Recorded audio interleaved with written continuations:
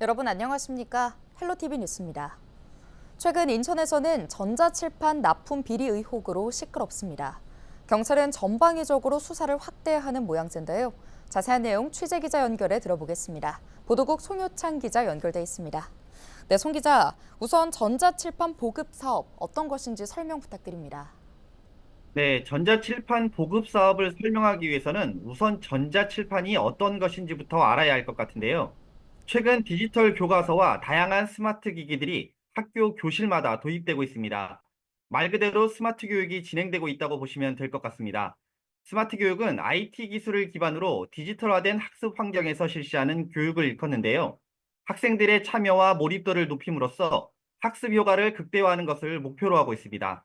디지털 교과서와 다양한 멀티미디어 자료가 이러한 변화를 주도하고 있지만 이를 효과적으로 활용하기 위해서는 강의실의 중심 도구인 전자칠판이 필요합니다.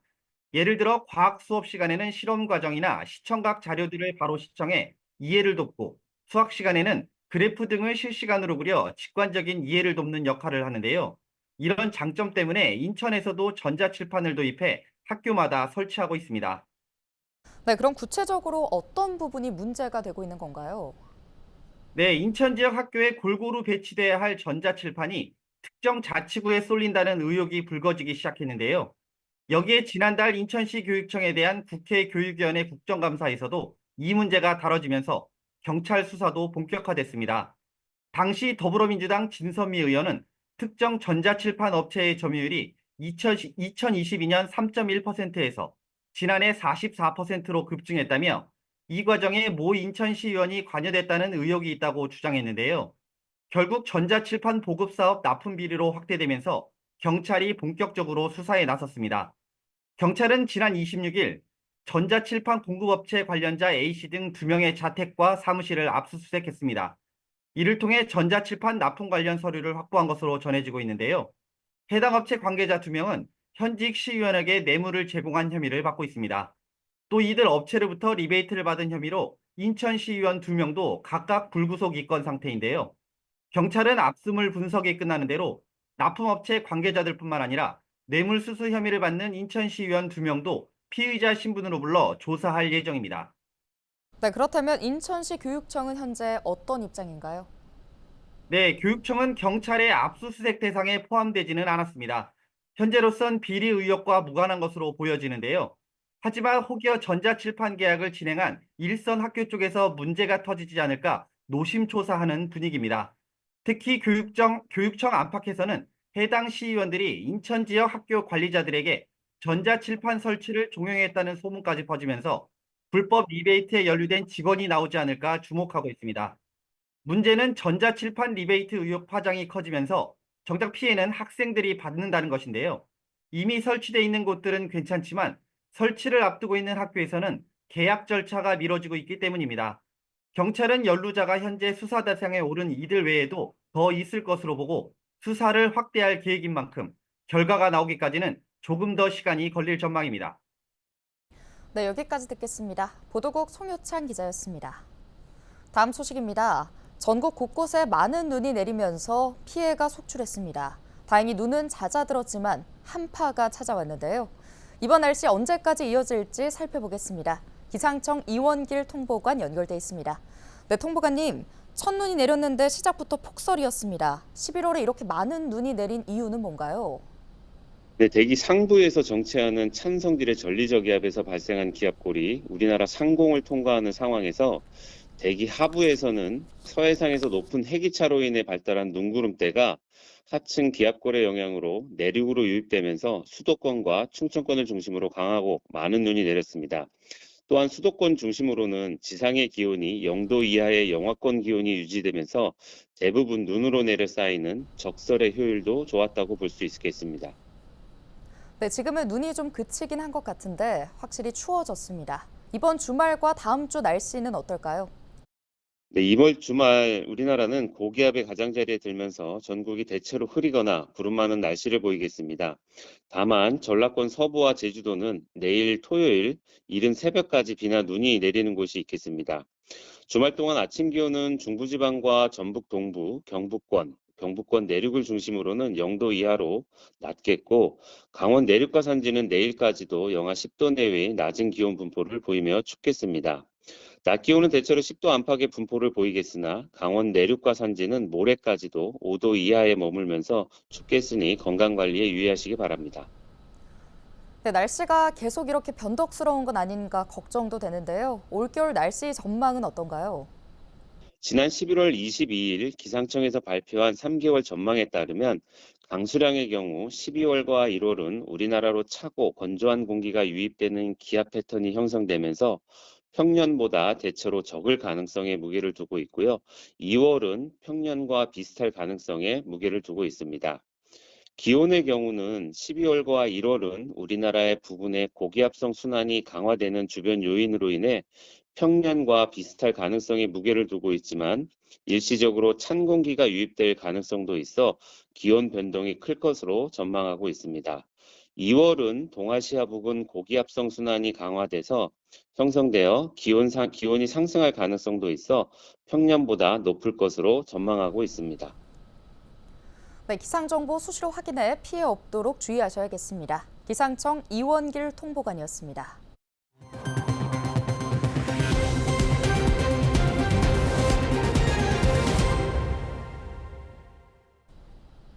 그동안 파행을 거듭하던 경기도의회가 지난 28일 오후 양당 의원 154명 중 110명이 참석한 가운데 379회 정례회 4차 본회의를 열었습니다. 김진경 도의회 의장은 오늘 본회의가 더 이상 반쪽이 아닌 완전한 의회의 모습으로 열릴 수 있게 된 것에 의장으로서 큰 책임과 기쁨을 동시에 느낀다며 양당 대표와 모든 의원들에게 감사의 말을 전했습니다. 김 의장은 운회 창천이라는 말처럼 짙은 구름 너머에는 항상 푸른 하늘이 있다며 이번 정례회 정상화의 발판이 대립의 구름을 걷어내고 협치의 밝은 하늘을 여는 계기가 될 것이라고 덧붙였습니다. 앞으로 인천 지역에서 발생한 각종 재난사고에 대해 자체적으로 조사와 분석, 재발 방지 대책 등을 할 수 있게 됐습니다. 인천시의회는 국민의힘 김재동 의원이 대표 발의한 인천시 재난사고조사위원회 설치 및 운영 조례안이 최근 시의회 상임위원회를 통과했다고 밝혔는데요. 이 조례안은 인천에서 재난사고가 발생할 경우 시 자체적으로 재난사고조사위원회를 설치 운영할 수 있도록 제도적 근거를 마련하기 위한 내용입니다.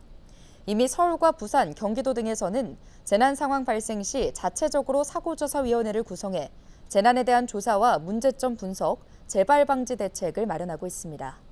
한편 이 조례안은 다음 달 13일 인천시의회 제299회 제2차 정례회 제3차 본회의에서 최종 처리될 예정입니다. 국내 외국인이 소유한 주택 수가 9만 5천 호를 넘어선 가운데 우리 지역에서는 부천과 부평 지역 외국인 소유 주택이 눈에 띄게 늘고 있습니다. 국토교통부가 집계한 외국인 토지주택 통계를 보면 2022년 말 8만 3천여 호였던 외국인 소유 주택 수가 2023년 말 9만 1천여 호로 늘었고 올해 상반기 9만 5천 호를 넘어선 것으로 나타났습니다. 지역별로 보면 경기도 38.7%, 서울 24.3%, 인천 9.9% 등으로 전국 외국인 소유 주택의 70% 이상이 수도권에 있는 것으로 확인됐습니다.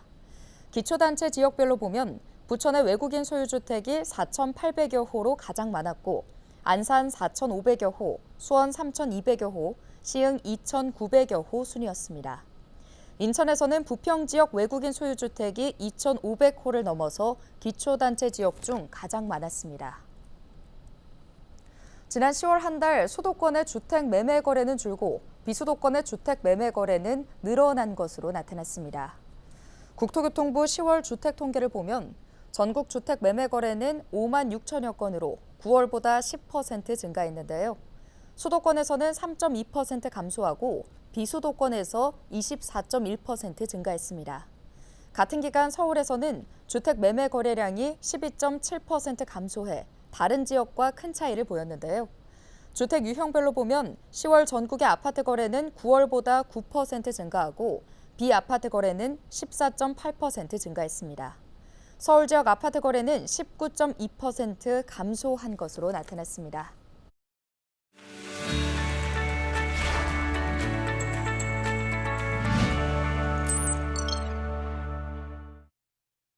한 주간 우리 지역 국회의원들의 활동 내용과 지역구의 주요 핵심 사안을 살펴보는 국회는 지금입니다. 인천고등법원 설치를 위한 법안이 드디어 마련됐다는 소식입니다.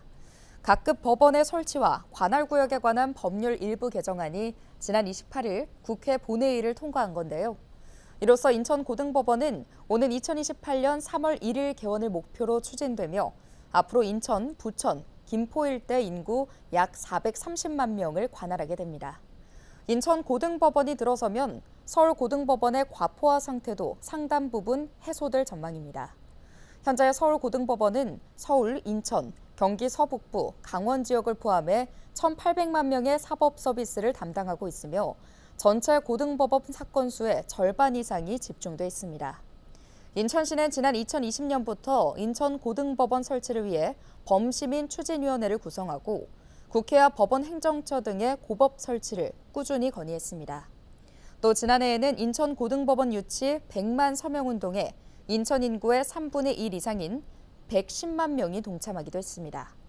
이번 인천고등법원 설치를 위한 법안은 인천 서구갑 김교흥 의원이 제22대 국회 1호 법안으로 대표 발의했습니다.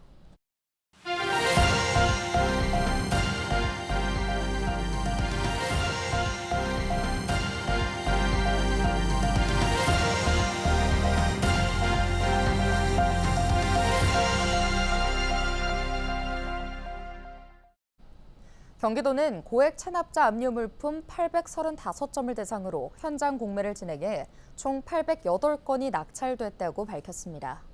도에 따르면 이번 공매는 납부 의사가 없는 체납자의 압류 물품을 대상으로 진행됐는데요. 공매에는 3,500명 이상이 현장을 찾아 공매 물품을 참관하고 2,056명이 입찰에 참여했습니다. 귀금속, 미술품, 골프채, 명품 가방 및 시계 등 다양한 매각 대상 물품 가운데 롤렉스 시계가 710만 원으로 가장 높은 낙찰가를 기록했습니다. 도는 이번 공매를 통해 낙찰된 금액과 공매 진행 전 자진 납부 등으로 징수한 총 8억 5천만 원을 지방세 체납액에 충당할 계획입니다. 중부지방고용노동청 부천지청이 과거 임금 체불이 발생했거나 영세한 소규모 건설 현장 등을 위주로 다음 달 현장 점검에 나섭니다. 이번 점검은 부천과 김포 지역에서 최근 3년 안에 임금 체불이 발생한 업장이나 50억 원 미만의 건설 현장 등을 포함해 103곳이 대상인데요.